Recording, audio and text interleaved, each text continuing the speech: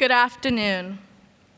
I first want to start off by recognizing and congratulating my fellow graduates for their perseverance and adaptability that has brought them here today. Second, I want to say a huge thank you to all the parents, teachers, faculty, and administrators here who have supported us along this journey through high school. I am incredibly grateful for every opportunity that PALCS has presented me in my time as a student, particularly serving as student government president this past school year. This experience has meant the world to me. It has allowed me to grow as a leader and foster community in an online environment. It has given me the confidence to stand before you to share something that I think encapsulates our high school careers as a whole. The 1998 movie, The Truman Show. Now, for those of you who are familiar with the movie, you are probably confused. Those of you who are not familiar with this movie, you are probably even more confused.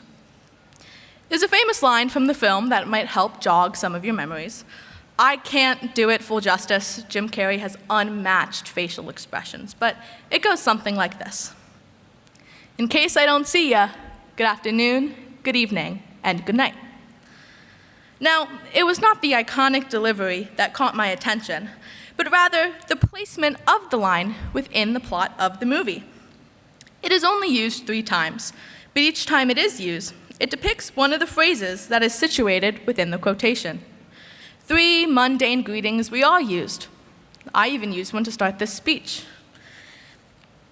It might just be a clever rhetorical device that the writers hid in the script, but the more I dwell on it, and the more I reflect on the past 4 years, the more I realize how applicable it is to high school.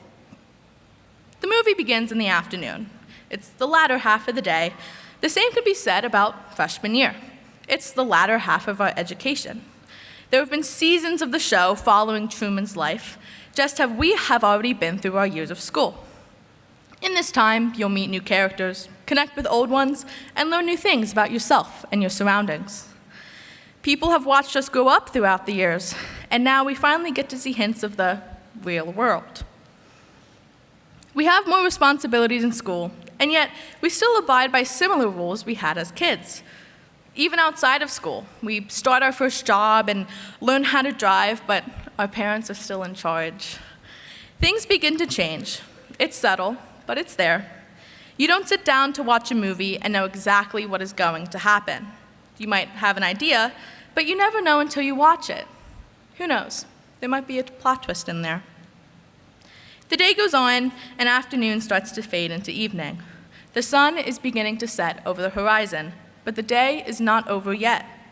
This story, like high school, has been culminating to what seems like a grand finale. Every scene, every line, every interaction that has occurred has brought us to this point. Every class you took, assignment you completed, and club you joined has all added up to now. So much has already occurred, and yet the biggest development has yet to be made. There are moments when you don't know what is going on and are unsure of what is going to happen next. Decisions are being made that are completely out of your control, and you must accept what you cannot control and move forward with what you can.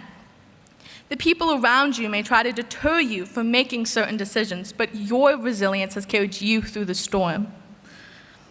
What was supposed to be a sprint has felt like a marathon to the finish line. We are now crossing that finish line, ready to say goodnight, to end our day, to say goodbye. In the final shot of the movie, Truman is standing against a perfect sky blue background with some cream-colored cumulus clouds painted on for added effect. And next to him, there is a door that leads into the outside world. And he has a choice to make. He could stay in Sea Haven, where he has lived all his life. He'll have a family, a best friend, a job, his little daily routine. It is safe and familiar to him. Or he could step through that door, this dark silhouette sharply cut against that perfect blue sky, into a world that is unknown, intimidating, and unpredictable. Standing here today, it seems like we have to make the same decision that Truman made. leaving the lives we have, our friends and families, pets, teachers, jobs, sports, our home, the towns we grew up in, to step forward into a future that is unclear. And for some of you, it may just be a little blurry, while for others, it is completely concealed. With this in mind, I want to ask you, what is pulling you through your door? I encourage you all that when you make that decision to step through your door, maybe it's tomorrow, this fall, or a year from now, I encourage you to embrace what is waiting for you on the other side. I encourage you to overcome the challenges that will arise, to cherish the moments that will make you smile, and to reflect on the times when you will fall short, to always advocate for yourselves, and to learn something new every single day, to find gratitude in the things that you will have, and to achieve the goals that you have not already. I encourage you to wear your favorite color every day and to rewatch the show that brings you comfort, to take as many photos as you can, and to always sing in the shower. Finally, I want you to remember that after you say goodnight, typically the next thing you say is good morning. And in case I don't see ya, good afternoon, good evening, and good night.